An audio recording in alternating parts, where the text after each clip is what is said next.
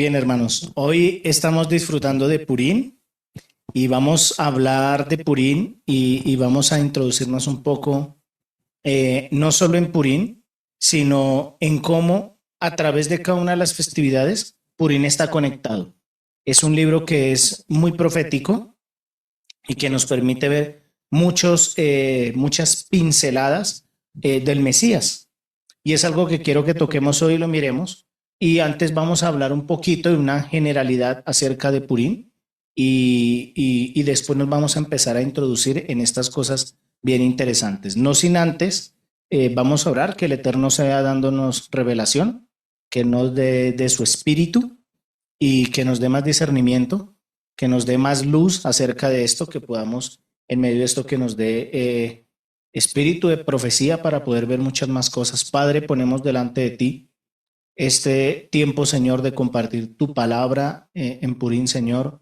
Clamamos porque sea la revelación de tu espíritu hablando en nuestra vida en este tiempo, hablando, Señor Todopoderoso, a nuestros corazones y mostrándonos, Padre Santo, lo que tú tienes a bien a cada uno de nosotros, revelándonos lo oculto, Señor, de tu palabra, soberano Israel, y mostrándonos, Señor, conforme a tu santa y misericordia y gran amor a cada uno de nosotros, todo aquello que no entendemos. Padre, danos claridad en el pensamiento, Señor. Danos claridad, Señor, en el entendimiento. Danos concentración, Señor, Todopoderoso Israel, y todo aquello que se quiera interponer para que nosotros no podamos captar el mensaje, Señor, que seas tú, Padre Santo, quitando todo estorbo que esté allí alrededor, y danos luz, Padre, y tranquilidad para escuchar tu palabra, palabra de vida. Gracias te damos, Señor. Amén y amén. Bueno, hermanos, muchas bendiciones a todos los que están conectados y los que estamos, por supuesto, aquí. Es una bendición una vez más compartir de la palabra. Y hoy pues vamos a hablar de Purín. Purín, ¿no? Ese mes de Adar donde se aumenta la alegría. Es el mes donde dice que la alegría va de aumento en aumento. Y para poder entender esto, algunas generalidades muy pequeñas, y es, ¿qué no es Purín? ¿Qué no es Purín? Bueno, no es un festival solo de disfraces, porque a veces creemos que Purín es solo una festividad, un festival de disfraces, y no, eso no es Purín, no es solo un festival de disfraces. Purín es mucho más que esto. ¿Qué no es Purín? No es una simple cena, porque algo otros dicen, ay, llegamos al gran banquete. En una ocasión, una persona nos dijo, ay, ¿cuánto vale el banquete de Esther? Y nosotros quedamos, ¿cómo así el banquete de Esther? Sí, es que en otras ocasiones a mí me han cobrado por ir a la cena de Esther y eso es un banquete. ¿Cuánto vale? No, aquí no vale nada. ¿Cómo así? No, aquí no vale nada porque todos ponemos y todos nos gozamos y todos nos alegramos. Entonces, no es una simple cena. Purín es mucho más allá de una cena. ¿Qué no es Purín? No es una noche de borrachera o de beber licor, porque tristemente también a veces creen que Purín es una noche donde las personas se emborrachan, beben licor y toman el concepto que dicen, no, necesitamos beber hasta que nosotros no reconozcamos si es Amán o no es Amán. Entonces es la oportunidad para tomarnos unos drinks, ¿cierto? Y pasarla bien bueno y a costillas, entre comillas, de que es Purín. No lo hacemos en todos los días, pero en este sí. No, no, no, eso no es Purín. Eso no es Purín. Y digo que no es una noche de beber licor porque en el Talmud, los sabios de la Torah dicen que una persona está obligada a emborracharse en Purín hasta el punto que no diferencie entre bendito es Mordejai y maldito es Amán. Y está mal. No, no, no es así. En el pueblo nuestros hermanos lo toman así, pero no es así, no debería ser así.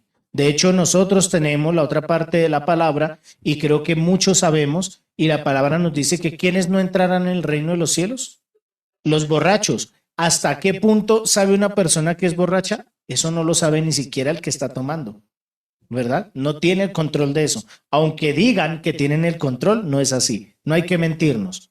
De eso no se tiene control. Bien, así que, ¿qué sí es Purín? ¿Qué sí es Purín? Purín es escuchar y aprender del libro bíblico de Esther. Eso es Purín. El mandamiento en esta gran momento de festividad de Purín es escuchar, y no escuchar, es leer la Megilá Esther. O sea, todos estaríamos de una u otra forma comprometidos con el Señor para leer la Megilá Esther. Ese es uno de los mandamientos, leer. Por eso en el momento en que se hace la lectura, no es solo escuchar, sino que qué bueno es que en la noche y en esta mañana nosotros tuvimos cada uno nuestro texto y seguimos la lectura, pero nosotros lo leímos. ¿Qué sí es Purín? Es entender que por medio de la alegría también alcanzamos un nivel muy alto de santidad. O sea, que el concepto de creer de que cuando nosotros estamos muy alegres tenemos que desviarnos de las cosas santas del Señor está mal. A más alegría nosotros debemos ser cada vez más santos, buscar caminar en esa santidad. Entonces, cuando usted entiende que a través de la alegría también va a alcanzar esos niveles altos de santidad, porque precisamente la palabra dice que debemos estar verdaderamente alegres, ¿cierto? Entonces busquemos la alegría en santidad, ¿sí? ¿Qué sí es Purín? Bueno, es una oportunidad de ver al Eterno invisible a través de las circunstancias de mi vida. Puedo ver al Eterno invisible a través de cada una de mis circunstancias. Yo puedo verlo a Él. Aunque en este plano físico, en este momento no lo veamos, no quiere decir que Él no esté, Él está ahí presente. Su palabra dice que donde hay dos o más reunidos en su nombre, Él está ahí. Aquí está. Está ya en su casa, hermano. Está donde usted nos está escuchando porque vemos muchos reunidos en su nombre y Él está allí. ¿Qué sí es Purín? Es aceptar que el Eterno está en control de todas las cosas. Creo que esta es la oportunidad para nosotros abandonarnos en el Señor y el saber que Él está en todas las cosas. Los sabios en la Torah oral dicen que desde que comienza el mes de Adar se aumenta la alegría, ya que estos días son de alegría y satisfacción para el pueblo de Israel, como lo dice la Megilá o el libro de Esther. En Esther, capítulo 9, versículo 22, dice, porque en esos días los judíos se libraron de sus enemigos, y fue para ellos un mes que se convirtió de tristeza en alegría y de duelo en día festivo. Los harían días de banquete y de regocijo para que se enviaran porciones de comida unos a otros e hicieran donativos a los pobres. Este mes de Adar se conoce y se muestra porque conceden desde el cielo más méritos y más bendiciones que en los demás meses del año. Es la oportunidad para dar sedacá a otros necesitados. Y dicen que en este mes es donde los peces de los ríos se producen muchísimo, se empiezan a reproducir. Por tanto, esto implica una gran bendición, ya que es importante recordar que fuimos comparados con los peces. Y de hecho, el maestro nos lo dice, ¿cierto? En Mateo 4, 19 y 20, dice el maestro a unos hombres que querían seguir trabajando en la pesca, y el maestro los ve y le dice, vengan en pos de mí y yo os haré pescadores de hombres. Este es un mes donde el Señor empieza a transformar la naturaleza y empieza a multiplicar los peces. Y este es un mes maravilloso donde nosotros, como pescadores, no de peces, sino de hombres, podemos multiplicar la palabra del Señor. Así que como los peces viven en el agua, de la misma manera, toda nuestra vida se debe basar en la Torá y en el Mesías Yeshua, pues Él es la fuente de aguas vivas y su Torá es quien nos quita la sed. Eso dice su palabra. Todo aquel que tenga sed, que venga y beba, ¿cierto? Los sabios enseñan que en este mes se potencia la Torá, ya que en este mes nació Moshe.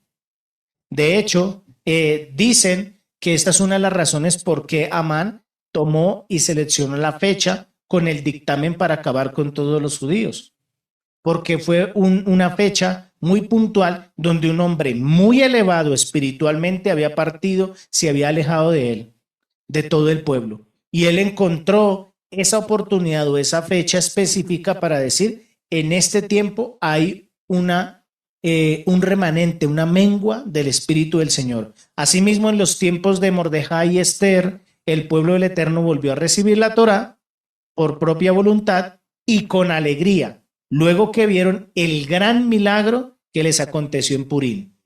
Y cuando nosotros nos fortalecemos en su palabra, no hay enemigos grandes que nos puedan a nosotros vencer. Aunque no veamos al Eterno, no quiere decir que Él no está en control de todas las cosas. Pienso yo que es cuando Él más está presente, cuando nosotros más creemos que Él no está. Cuando Amán se propuso aniquilar al pueblo, investigó astrológicamente el mes que más le serviría a él hacer esto, para llevar a cabo su plan con éxito. Y por eso entonces lo llamó Pur o suertes. Entonces él echó suertes, ¿sí? Para saber en qué fecha, en qué tiempo. Aquí aprendemos algo. Aquí nos está hablando el libro de Esther, no solo desde un plano físico, sino desde un plano espiritual. Amán era un hombre que manejaba muchos sortilegios, la brujería. Y esto coincide con el mes de Adar. En ese momento que se alegra uno, porque en ese mes dicen que pues Moshe partió, ¿no? Se reunió a su pueblo. Pero del cielo le ocultaron en ese mismo mes. Moshe había nacido y justamente en Adar se fortalece más que el resto de los años. La alegría ha traído revelación al pueblo. En otros tiempos en la historia lo podemos ver en ejemplo con el rey David, que alcanzó un nivel de profecía gracias a la simjá en hebreo o a la alegría.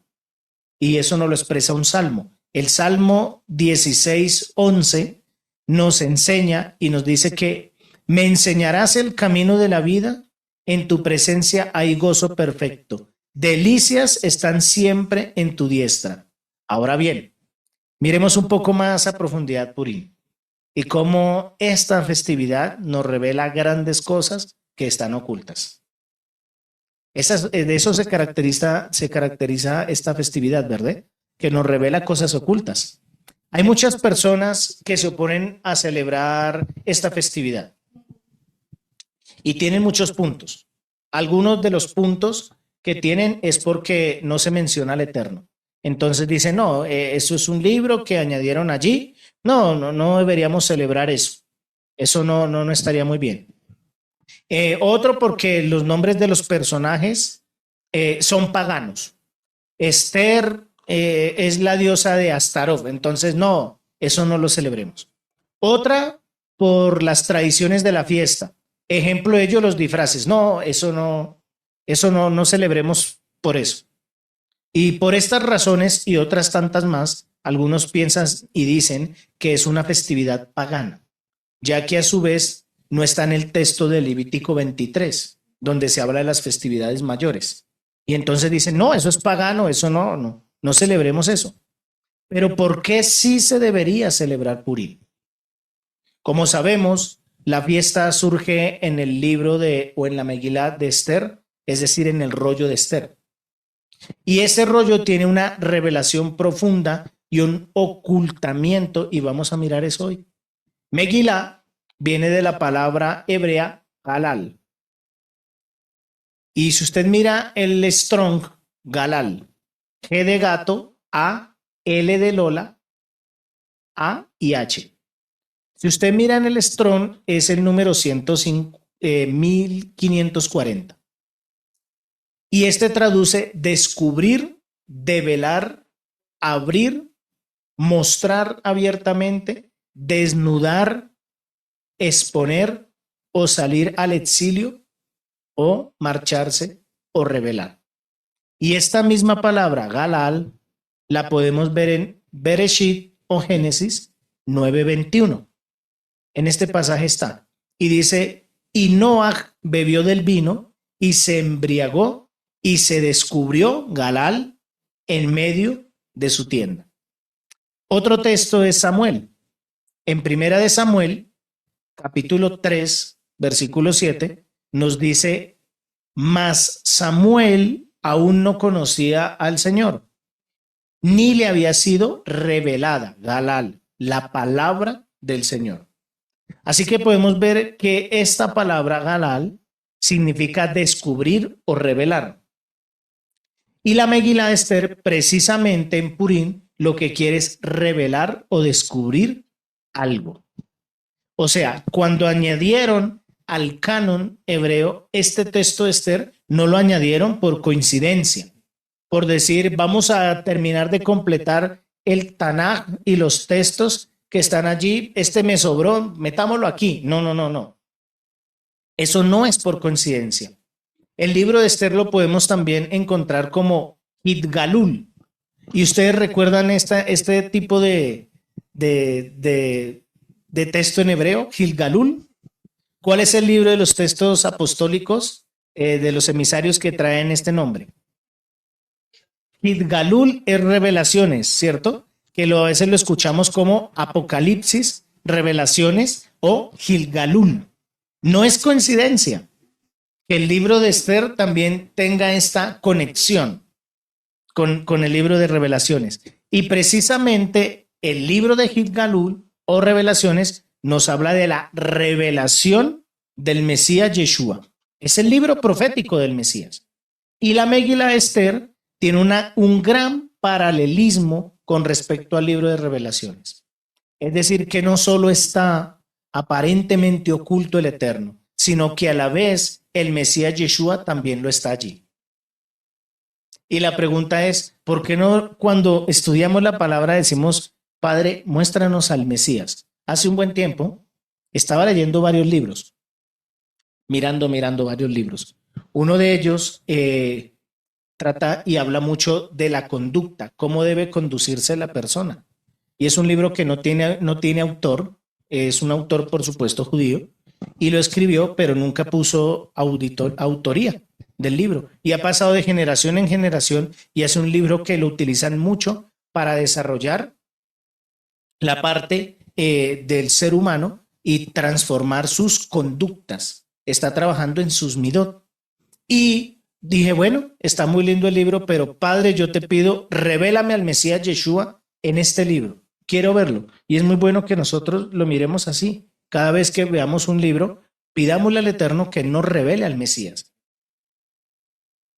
Si miramos el libro de Revelaciones y la Megilá, esta nos está dando muy parecido ciertos textos.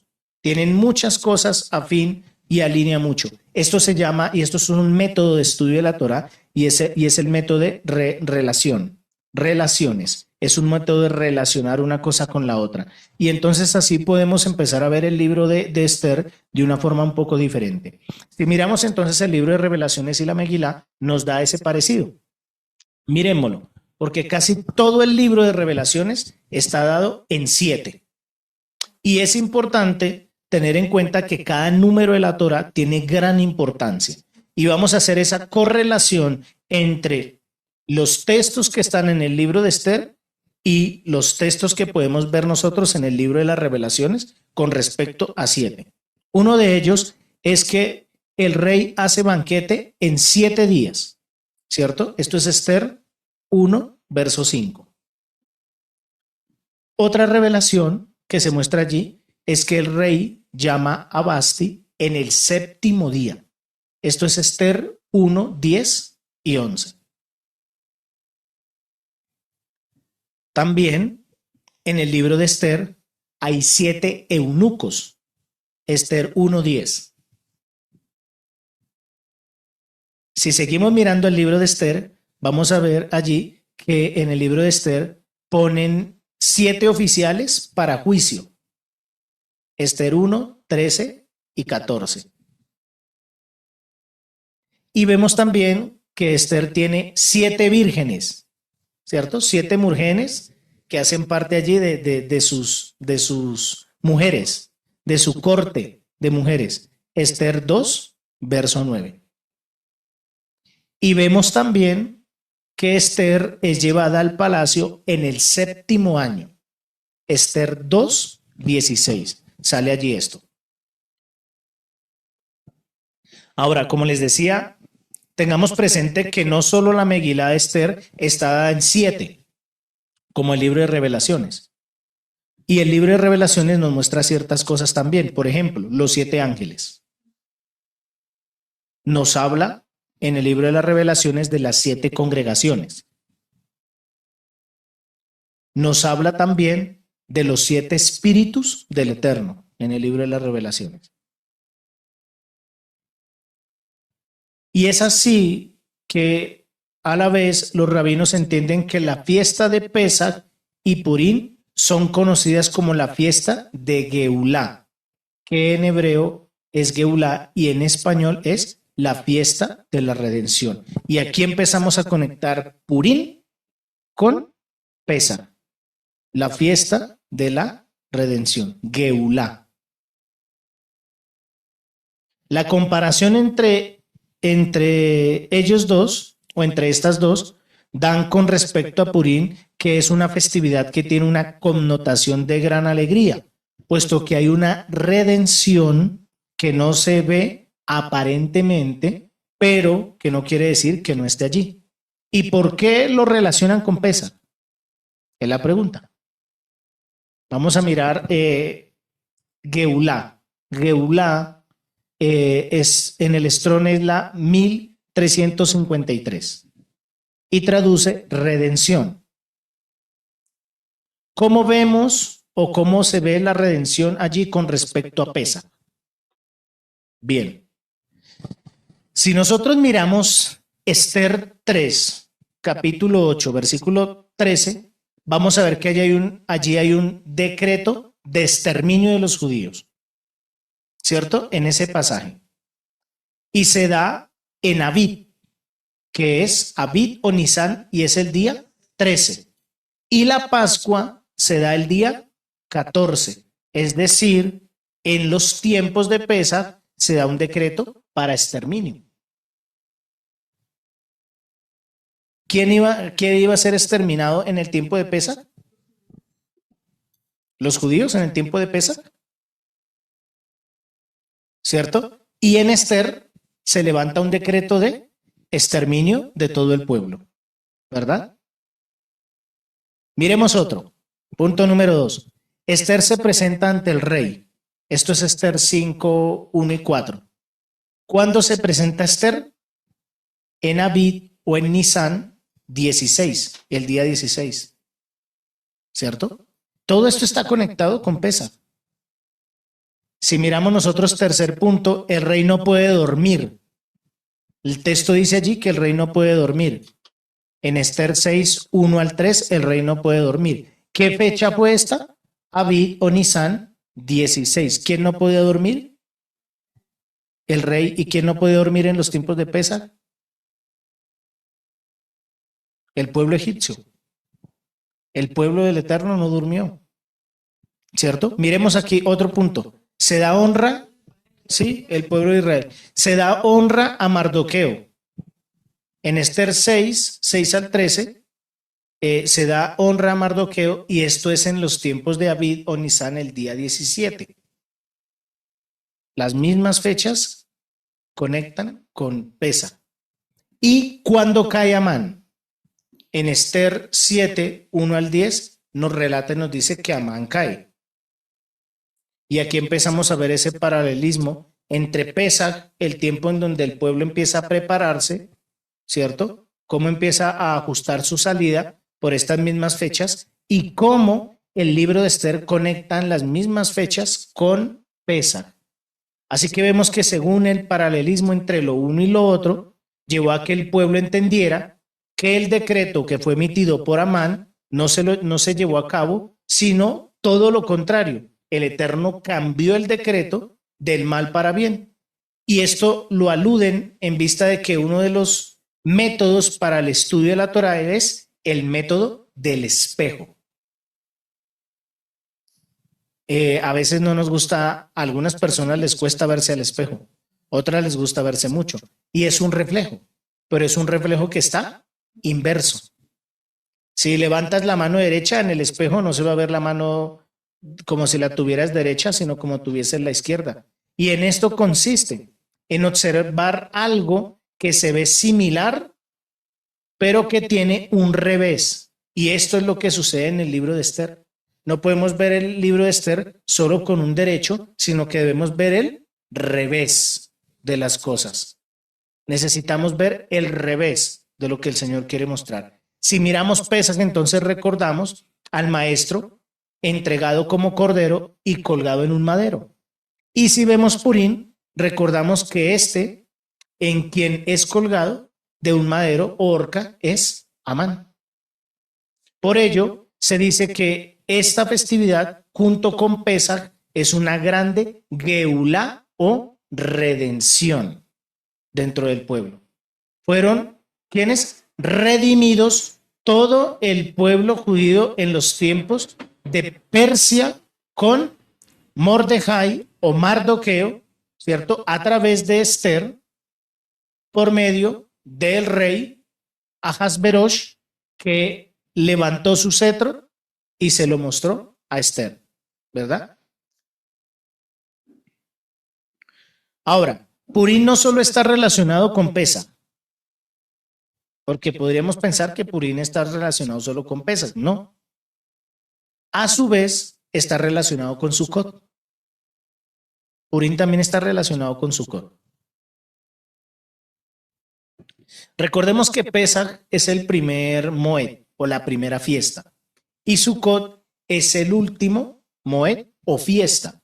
Por ello, de una u otra forma, está relacionado junto con las otras festividades. Miremos Purim y Sukkot. ¿Cómo podemos relacionar Purim y Sukkot?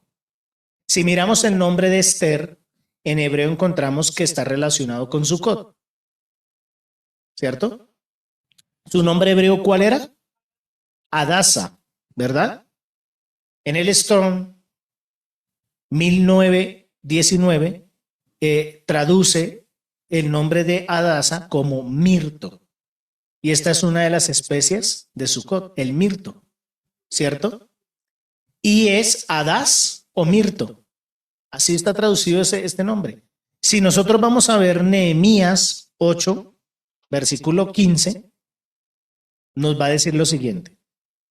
Y ellos proclamaron, Nehemías 8:15, y ellos proclamaron y circularon o pregonaron en todas sus ciudades y en Jerusalén diciendo, salid al monte y traed ramas de olivo silvestre, ramas de mirto o adás, ramas de palmera y ramas de otros árboles frondosos para hacer tabernáculo, ¿cierto? O casa, como está escrito.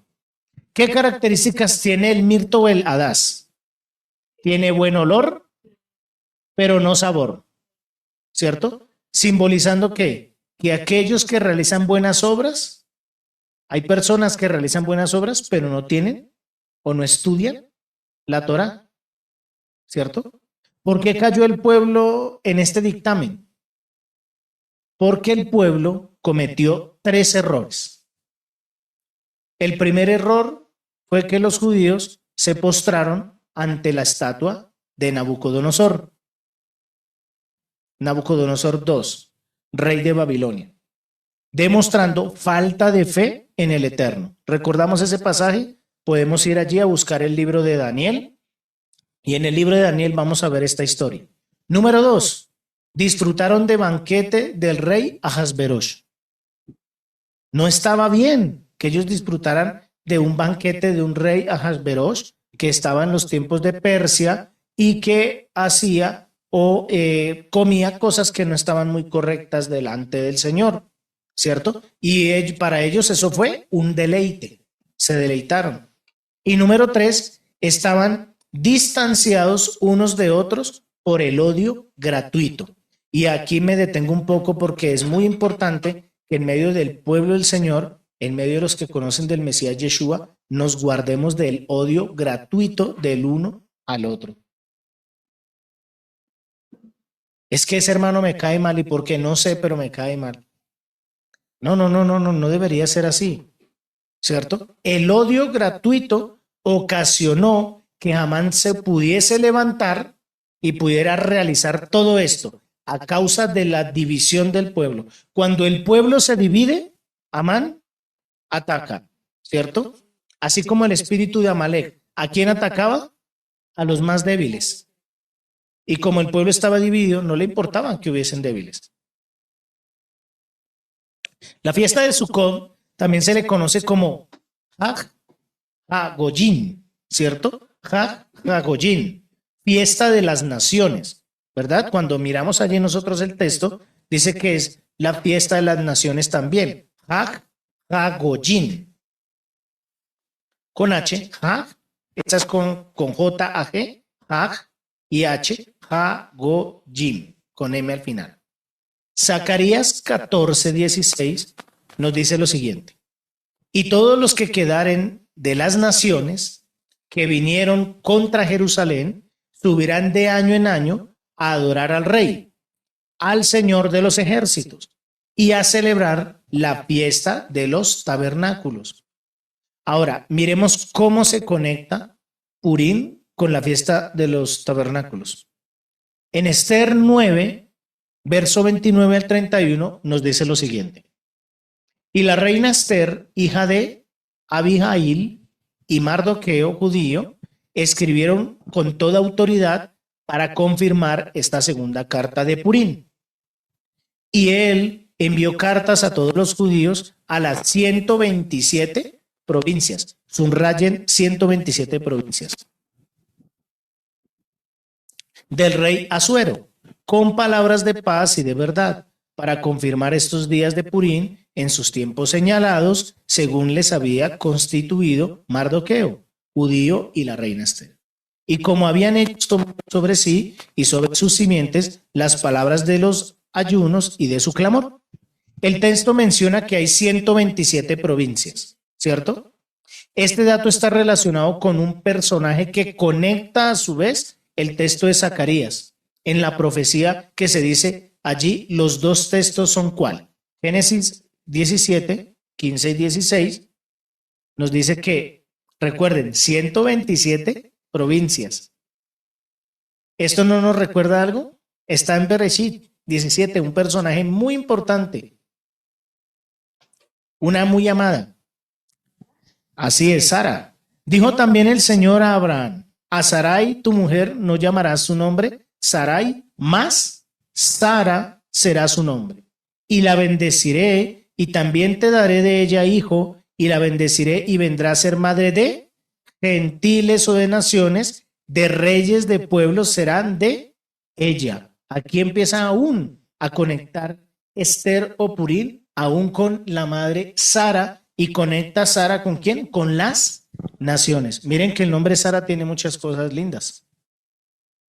Hashem no le puso a Sara y Sara por coincidencia, ¿cierto? ¿A Sara qué le dijo? Y tus años son, la esposa Sara son como 100. Recordamos que cuando llegamos a la parashá, Hayei Sara, ¿qué dice? Hayei Sara. Y vivió Sara 120 años y 7 años. El texto hebreo dice así: y vivió Sara 100 años, 20 años y 7 años. Aquí está conectando con las 127 provincias. 127 provincias se empiezan a ver allí. Génesis 23:1. ¿Qué nos dice? Y fue la vida de Sara 127 años, tantos fueron los años de la vida de Sara, o sea, Parashá Hayei Sara, ¿cierto? Aquí podemos ver la conexión entre Sara, la madre de las multitudes o de los gentiles, y Esther junto con Zacarías, donde nos habla exactamente de la multitud de personas. ¿A quién le envió Mordejai o Mardoqueo la lista? A las 127 provincias. ¿A quién se le fue enviado el edicto del Mesías? A todas las naciones, a todos, ¿cierto? El Mesías vino, se reveló, ¿y a quién envió sus emisarios? A todas las provincias o las naciones, ¿verdad? El rollo de Esther o Megilá Esther es un rollo profético de los últimos tiempos. que tiene escondido el misterio de los gentiles, que se unirán al pueblo del Eterno. Ellos son los que tienen Pesaj, ¿cierto? El Cordero del Eterno, que han guardado sus fiestas o sus Moedín, y son los que podrán llegar a Sukkot, que se conoce como las bodas del Cordero, ¿verdad? Miren que lo que sucedió esta mañana, esta madrugada en otras naciones, que es la luna roja, no es coincidencia, porque dicen que cuando sale la luna roja y hay esta parte que conecta la luna y el sol y la tierra, quedan en una sola alineación y se ve la luna roja, tiene una conexión importante, y dicen, muchos afirman que cuando esto sucede es porque viene juicio para las naciones.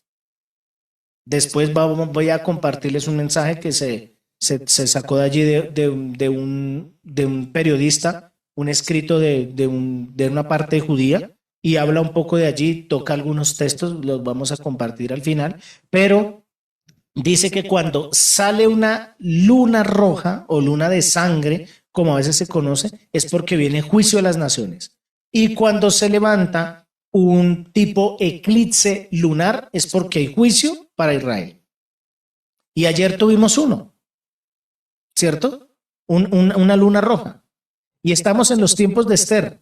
Y en los tiempos de Esther, que era juicio y destrucción para el pueblo judío, fue transformado y revocado ese juicio. ¿Y a quién le fue a llegar?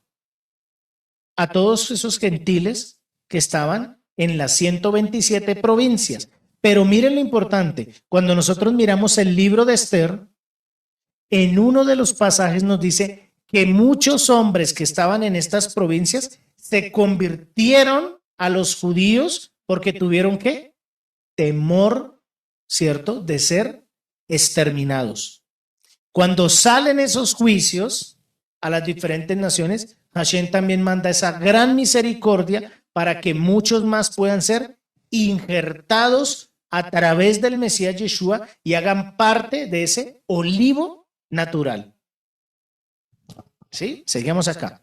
Romanos 8, versículo 19, dice, porque el anhelo profundo de la creación es aguardar ansiosamente la revelación de los hijos del Eterno. Aquí es muy importante porque Romanos 8, 19 dice que el Eterno anhela profundamente en su creación, guarda ansiosamente la revelación de los hijos del Eterno. ¿Y Esther de qué nos habla? De algo que está oculto, de algo que no se ve. No sabían que Esther era del pueblo. Y Mardoqueo le dice, si tú no haces algo, respiro y ayuda vendrá de algún lugar. Y Esther, que no se había dado a conocer al rey, ¿cierto? No se había revelado al rey, llega el momento donde le pone una cita y el rey dice, dime, amada mía, ¿qué me pides? Hasta la mitad del reino te doy. Y yo leíamos esta mañana y decía, bueno, realmente la reina Esther para muchos pidió poco, ¿cierto? ¿Por qué no? O sea, la mitad del reino, ¿por qué no pediste siquiera un cuarto? ¿Verdad? No pidió nada. Pidió al rey y le dijo, yo te pido por favor que vengas a este banquete. Vino al banquete y le dice el rey de nuevo, pídeme lo que quieras, hasta la mitad del reino te lo doy. Y le dice Esther, yo lo que te pido, mi rey, si he hallado gracia delante de tus ojos es, ven mañana ¿con quién? Con Amán, ¿cierto? Y en esa tercera ocasión, ¿verdad? O mejor, en esa segunda ocasión que viene a la otra cena, porque realmente la primera es la invitación y vienen, y en la invitación le pide que venga a la próxima invitación, y en esa segunda invitación que hace Esther, se revela, se muestra. ¿Cuándo se va a revelar el Mesías? En una segunda venida, en una segunda invitación, ¿cierto? ¿Cierto que sí? Y el texto en Romanos 8:19 nos dice, porque el anhelo profundo de la creación es aguardar ansiosamente la revelación de los hijos del Eterno. ¿Quién anhela profundamente que se revelen los hijos del Eterno? La creación. Nosotros tenemos la oportunidad, como en los tiempos de Esther, de revelarnos a la creación y mostrar eso oculto que hay en nosotros. A veces creemos que Esther o Purín es simplemente los disfraces que nos ponemos. Y a veces, o en varias ocasiones, nosotros vivimos con un disfraz constante. ¿Sí? El disfraz constante es este, mire. La carne, acá está el disfraz constante. Este fue repuesto cuando cayó el primer hombre. El primer disfraz está acá, es la carne. ¿Cierto? Esta carne no nos pertenece. Somos más que esto que está acá. Y la creación espera con ansias que ese hijo del creador que está espiritual dentro de nosotros sea revelado. Y Esther no revela su parte física y dice, soy Esther una judía. No, a los ojos del rey era una mujer de Persia como todas. Lo que Esther revela delante de los ojos del rey es su esencia divina, su espíritu, ¿cierto? La luz que el Eterno había puesto en ella como una mujer temerosa del Señor. Y eso es lo que nosotros tenemos que mirar. Entonces, hemos sabido que en la Megilá Esther se ha dicho que no está el nombre del Eterno escrito. Eso se dice, ¿cierto? Cuando llegamos a esta festividad siempre se dice eso. Pero los rabinos han encontrado codificado el nombre del Eterno. Y vamos a mirarlo. En Esther 1, versículo 20.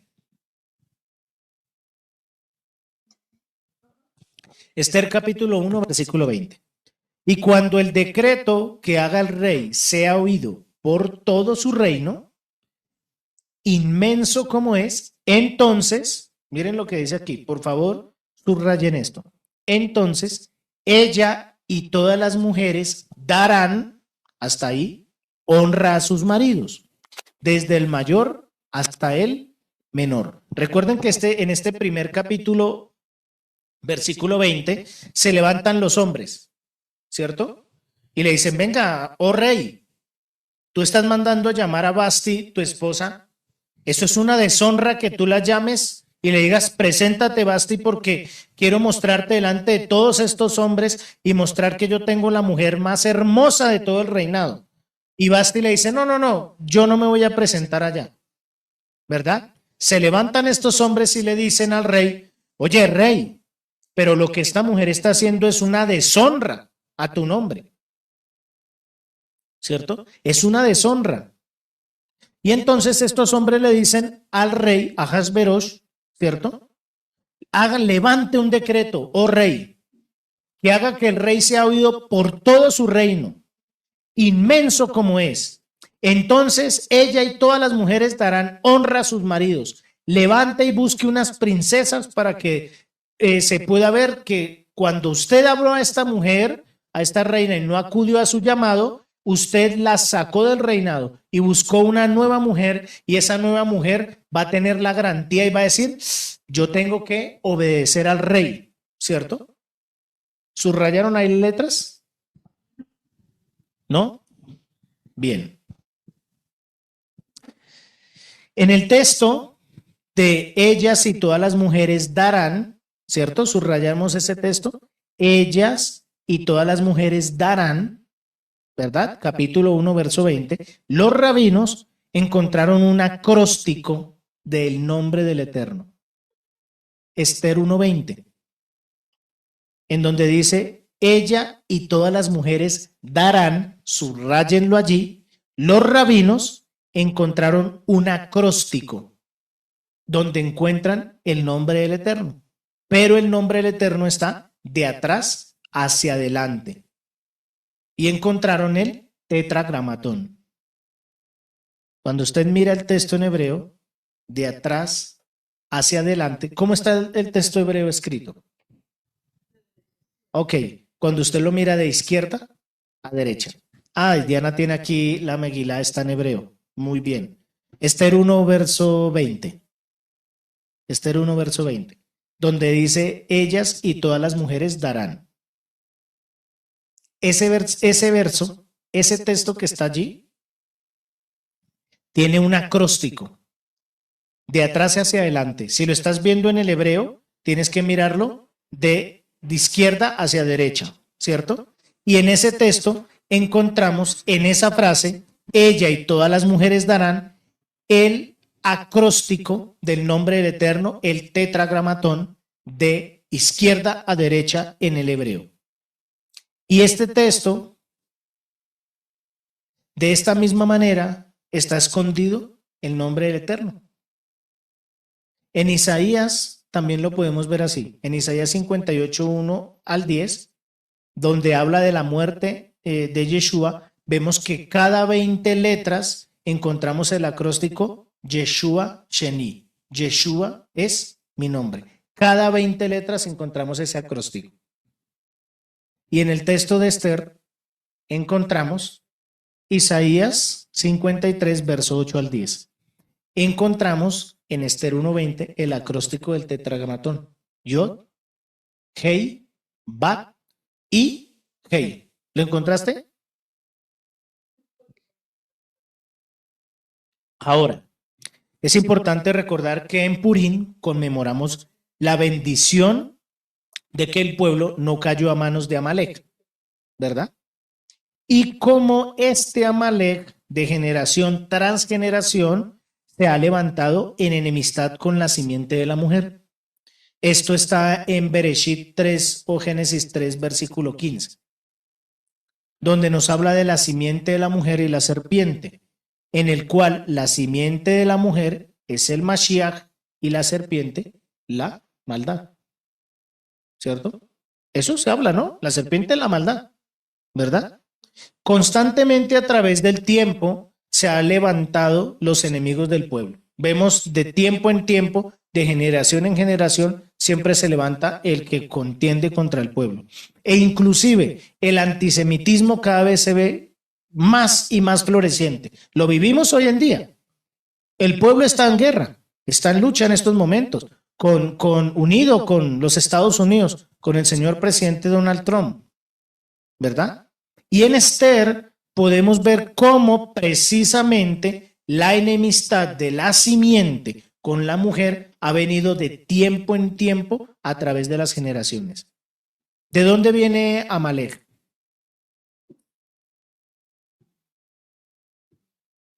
Recordamos a Amán el Agageo. Amán el Agageo, ¿de quién viene? Viene de Amalek, que a su vez viene de Esab, ¿cierto? De Edom. ¿Y Edom es quién? Ismael, hijo de Abraham, con Cetura. ¿Y qué más? Esab o Esaú, Génesis 36, 12. Amalek, descendiente de Esaú, dice allí, ¿cierto? Amalek, descendiente de Esaú. En Éxodo 17, 13 al 16, dice que habrá guerra contra Amalek de generación en generación, ¿cierto? Éxodo 17, verso 13 al 16. Y Primera de Samuel 15, 20 nos habla de Agab, rey de Amalek. Y ahora miren Esther 3:1. ¿Voy muy rápido? Vamos a ir un poquito más despacio, perdón. Miremos Esther 3:1. Yo les comparto el estudio.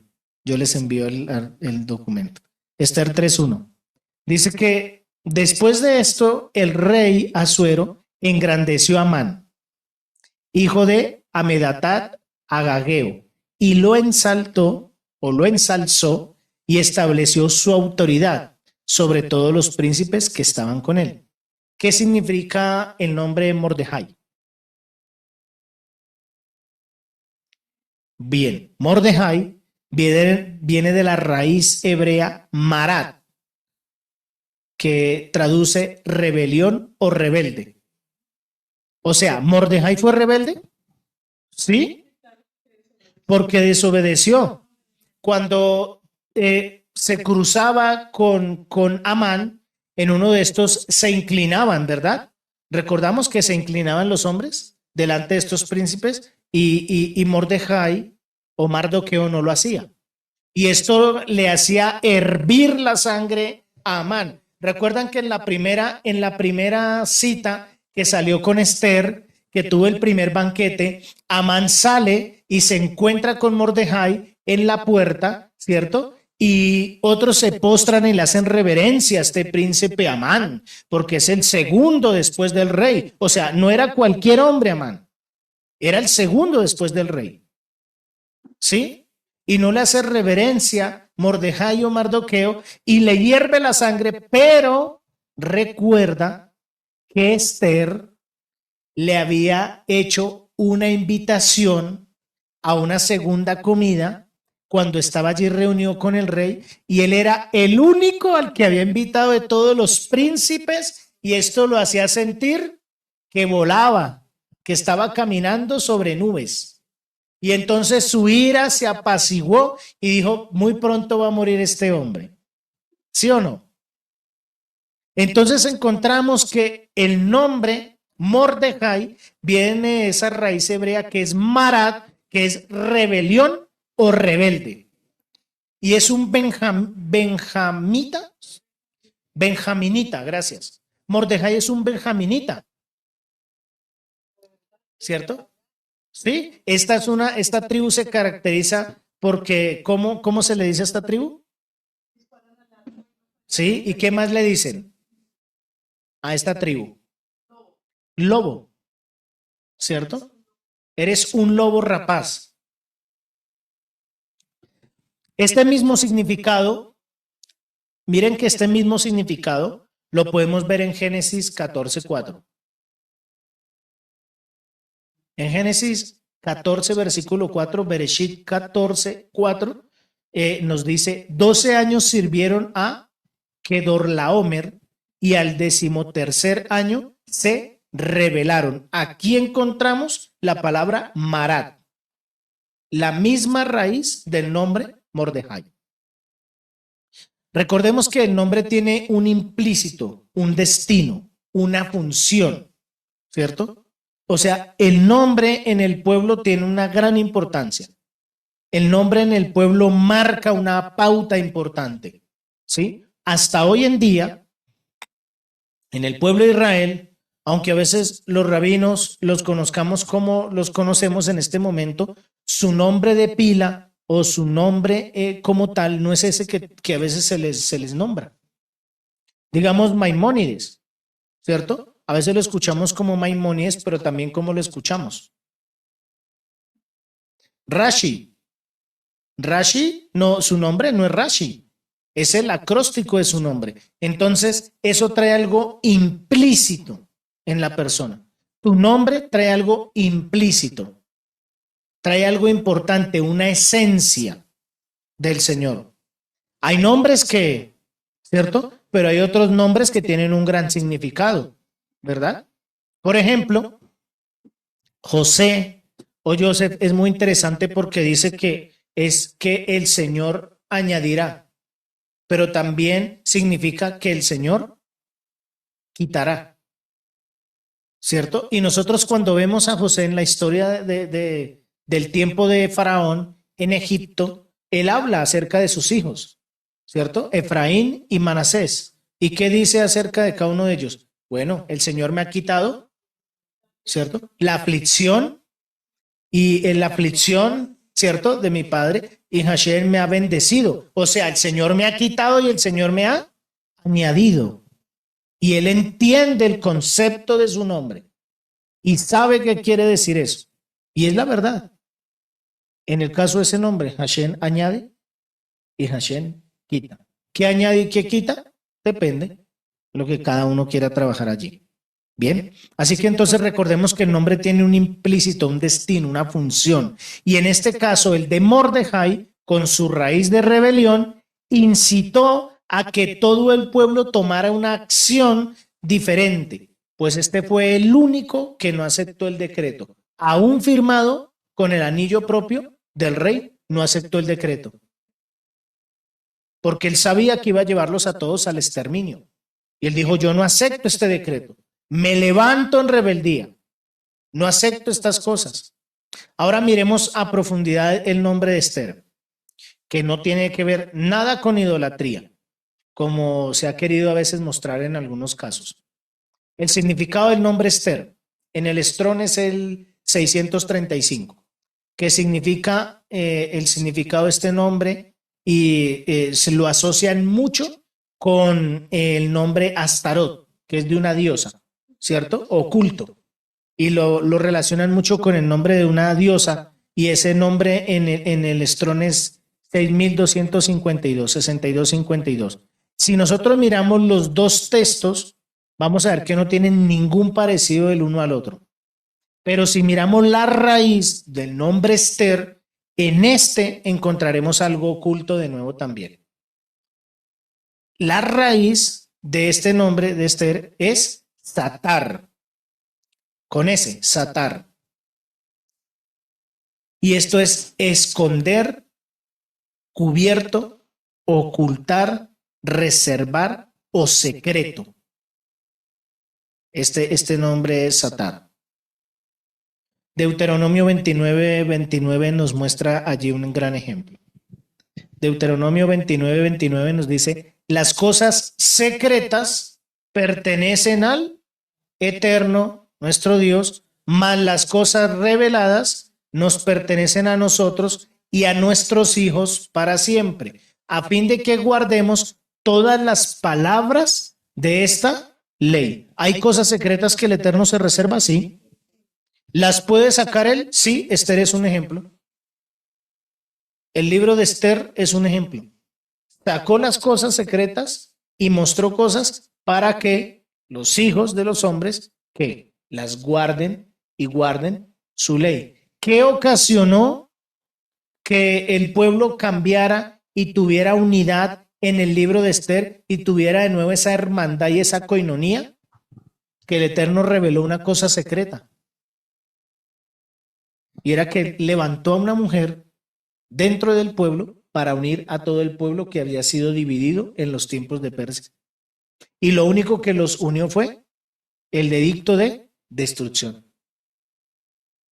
Hashem a veces tiene que sacar esas cosas secretas de la vida de nosotros para generar en nuestra vida mucha más unión. Isaías 45, 15 nos dice, verdaderamente tú eres el Eterno que te encubres, Todopoderoso de Israel, que salvas, que te ¿qué? Encubres, que te escondes. Y cuando te escondes, ¿qué hace él? Salva. Por eso a veces cuando sentimos que el Eterno está más alejado de nosotros, es una gran bendición, porque Él está encubierto, listo para salvar. Llega en el momento oportuno, cuando más imaginaba y pensaba que no estabas, allí llegaste en el momento oportuno. En cada situación, en el último minuto apareciste y me ayudaste, me tendiste la mano de amor y me libraste. Ese es Hashem. En el último momento, en el último instante. ¿Recuerdan el libro de Esther? Cuando el rey le dijo, la reina se arrodilló delante del rey y le dice, oh rey, yo te pido por favor, escribe otro decreto, séllalo con tu anillo, porque quien sella con ese anillo no puede romper su decreto. Te pido que por favor mandes el decreto, que todo el pueblo se pueda defender para que no perezca. Y el rey sale encubierto en ese momento porque haya gracia estar delante de los ojos de este rey que pues se enamoró perdidamente de esta mujer, porque a esta no dejaba de decirle que le daba la mitad de su reino, ¿cierto? Le sella y salen los caballos veloces y entregan los decretos y lo que estaba, ¿cierto? Por suceder, destrucción completa del pueblo, se levanta para generar un cambio, una transformación y llega la salvación. O como dijo Mordejai, respiro y bendición vendrá o salvación vendrá o liberación vendrá de lo alto. Y llegó de lo alto. ¿Dónde vemos el Salvador? Miremos el significado de Amán. el significado de Amán. Amán en el Strong es la 2001 y traduce espléndido, grandioso. Y en el nombre Amán vemos las letras hebreas que son las siguientes. Vemos la Hei, la Mem y la Num, ¿cierto? La Hei vale 5, la Mem vale 13 y la Num vale 14. ¿Cuánto suma esto? 5 más 13 más 14. 32. Muy bien. Interesante aquí, porque encontramos a raíz de esta gematria, encontramos la palabra poder y riqueza. ¿Y cuál es el significado de la mam? De la men. El significado. Si uno mira al Strong, vamos a encontrar que es maná, fruto, pan del cielo. ¿Sí? Significado de man es maná, que en el Strong es 4478, que es fruto o pan del cielo. 4478.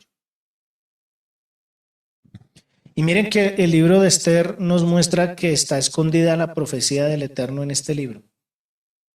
Él nos está relatando todo el texto de la Torá en el libro de Esther y nos muestra el favor de él en los últimos tiempos de restauración antes de la venida del Mashiach. En Esther 8, verso 17, dice lo siguiente: y en cada provincia y en cada ciudad, cuando llegó la orden y el decreto del rey, hubo alegría y alegría entre los judíos, fiesta y fiesta, y muchos del pueblo de la tierra profesaban ser judíos, porque el temor de los judíos había caído sobre ellos. Miren que el texto dice, y hubo alegría y alegría, y hubo ¿qué? Fiesta y fiesta. Zacarías 8:23. Zacarías 8:23 nos dice lo siguiente: así dijo el Señor de los ejércitos. En Zacarías 8:23. Así dijo el Señor de los ejércitos. En aquellos días acontecerá que 10 varones de todas las lenguas de los gentiles tomarán el manto del varón judío diciendo, iremos con vosotros porque hemos oído que el Eterno está con vosotros. Purim nos muestra otra revelación importante a tener en cuenta. El Arizal, un hombre muy estudioso de la Torá, escribe que el día de Kippur es Kippurim, ¿cierto? ¿Por qué?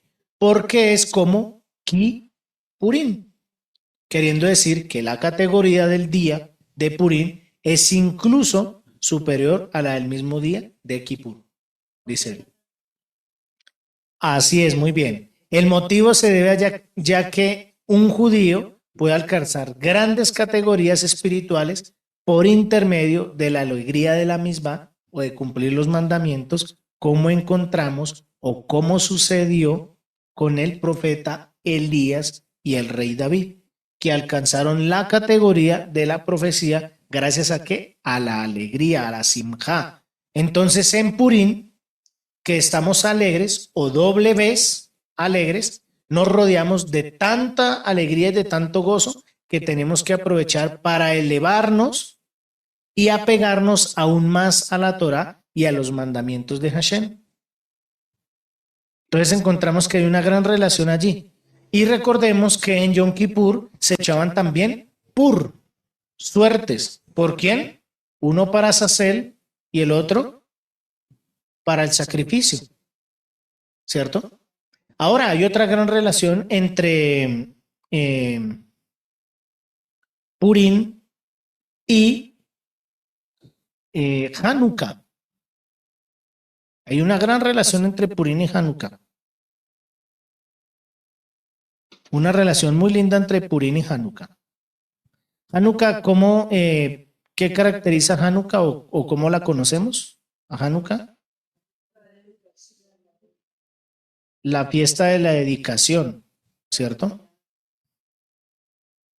O la fiesta de los milagros, ¿cierto? En Purim, ¿qué sucedió con el pueblo? Un gran milagro, ¿cierto? ¿Y qué hizo el pueblo después? Se regocijó, pero también se daban regalos unos a otros. ¿Qué más hacían? Se consagraron, se apartaron, se rededicaron al Señor, porque Mordejai o Mardoqueo nunca se postró delante de sus príncipes. ¿Cuál era la condición, entre otras tantas, en Hanukkah? Que unos hombres se rebelaron. ¿Y quiénes eran estos hombres en ese tiempo? Levitas. ¿De qué tribu? De Benjamín. De Benjamín.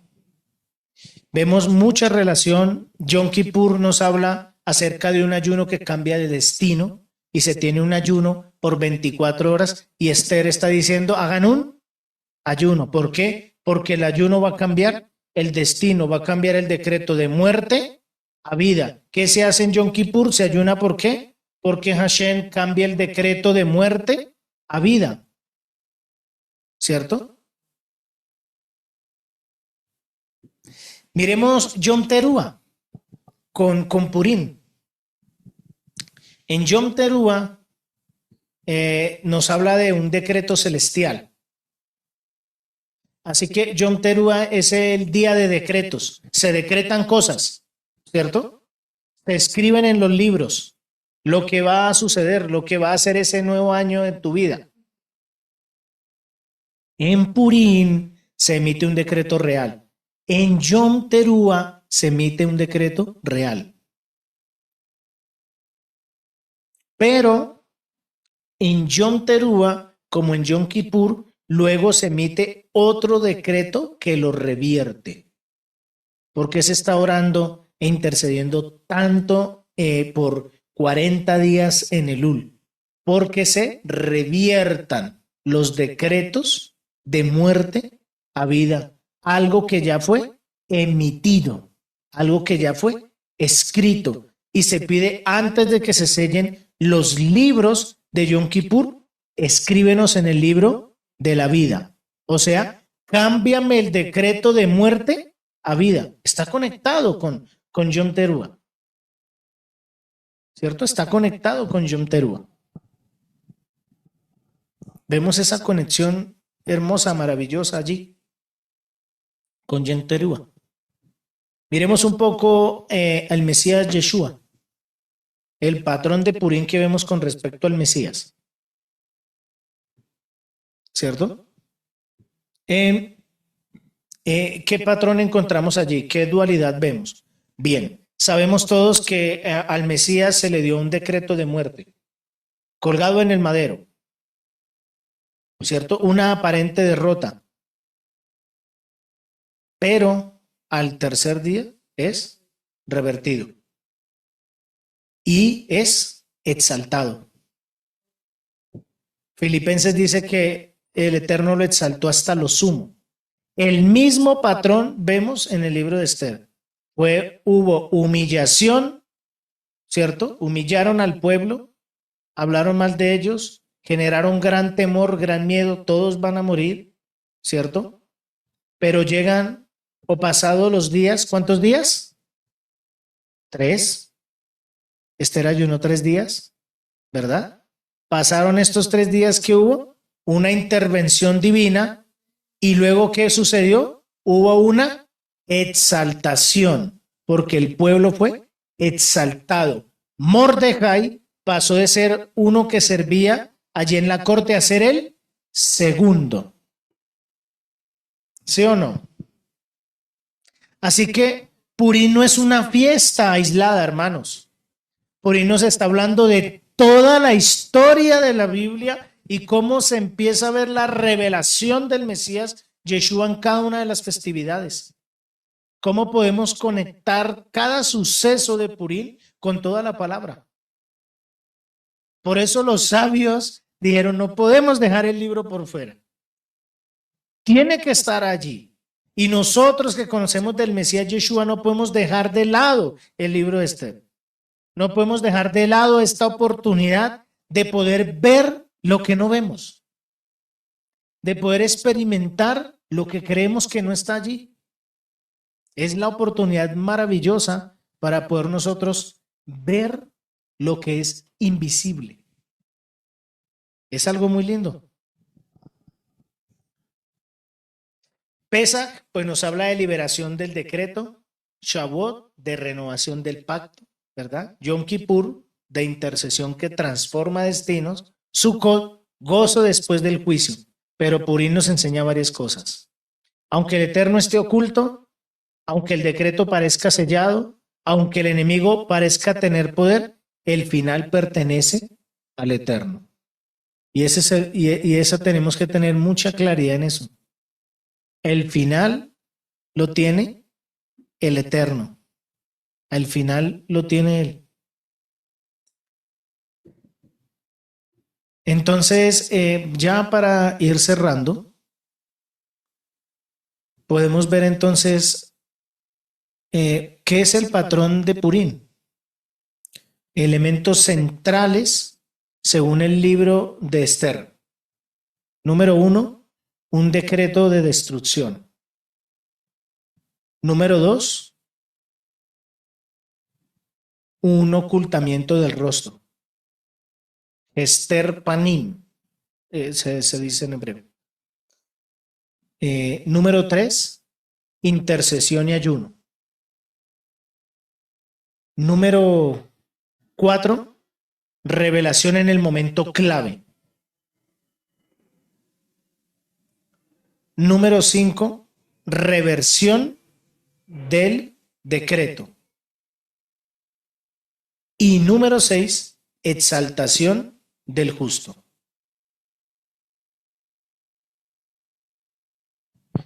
Y Purim lo conectan mucho con Deuteronomio de Barín 31:18. Porque allí está de una u otra forma Esther y muestran también al Eterno. Yo ciertamente ocultaré mi rostro. ¿Dónde está Esther en la Torá? Aquí está. Yo ciertamente ocultaré mi rostro.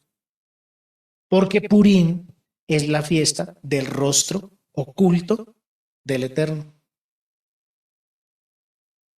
Purim es la fiesta del rostro oculto del Eterno. Y si nosotros miramos este patrón de Purim, vemos que hay unos decretos de destrucción. ¿Qué creyente llega sin problemas de destrucción a su vida? Vemos que hay un ocultamiento del rostro del Señor. Hay personas que dicen, yo no veo al Señor cuando llegan con problemas. Tienen decretos en su vida que le acusan. Y llega y dice, yo no veo el rostro del Señor. Para mí se ha ocultado, no lo veo palpable. Y cuando esa persona llega a ese camino del Señor, empieza a haber una transformación, una renovación, una intercesión, un ayuno, una entrega. Y empieza a haber una revelación en el momento clave. Por eso es importante nacer de nuevo. Y empieza a haber una reversión del decreto. Porque la sangre del Cordero limpia todo pecado. Quita la muerte y da vida. Y entonces, cuando esto sucede, hay una exaltación. Y se empieza a ver el hombre como un hombre justo o que va en caminos de la justicia. Así que si entendemos Purim, vamos a ver que no solo es una fecha, no es solo una festividad cualquiera, sino es un patrón espiritual, un patrón de ocultamiento, es un decreto de muerte, de intercesión, de reversión y de exaltación. Entonces podemos verlo reflejado en cada moed o en cada festividad de la Torá. Purim no está en la Torá escrita como mandamiento, pero su esencia está sembrada en toda la estructura redentora. Y no podemos dejar de lado Purim, porque nos revela muchas cosas. nos muestra muchas cosas lindas. No dejemos de celebrar y de gozarnos en Purim.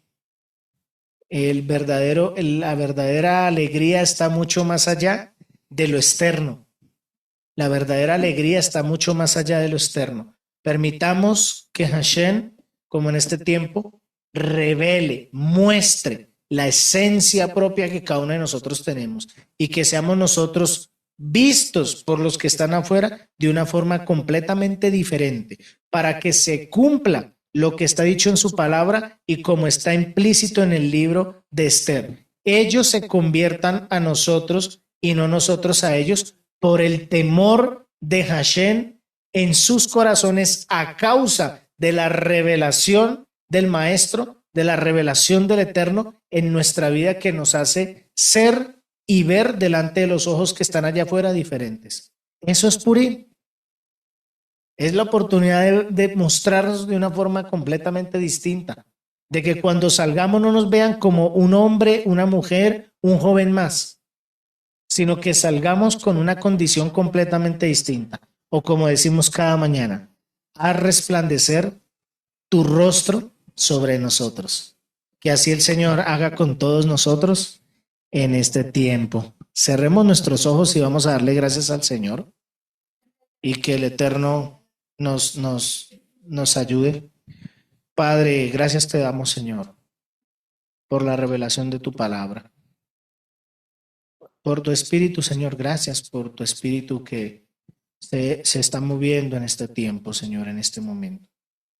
Padre, clamamos a ti, Señor, porque tu Espíritu, Rey del Universo, sea tocando nuestras vidas, levantándonos, Señor Todopoderoso, dándonos la fuerza, Señor, Rey del Universo, para seguir caminando contigo.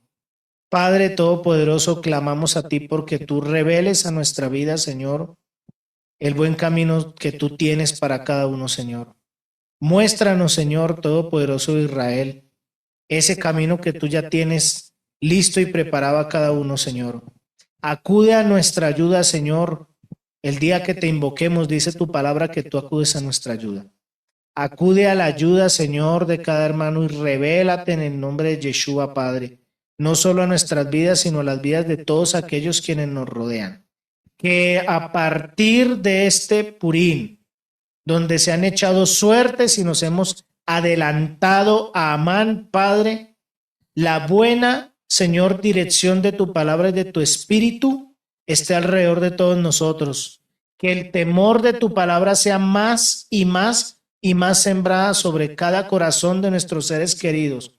Padre, y pedimos a ti que seas tú, Señor Todopoderoso, echando fuera, Señor, borrando, Padre, todo nombre que ha querido levantarse contra nosotros, Señor.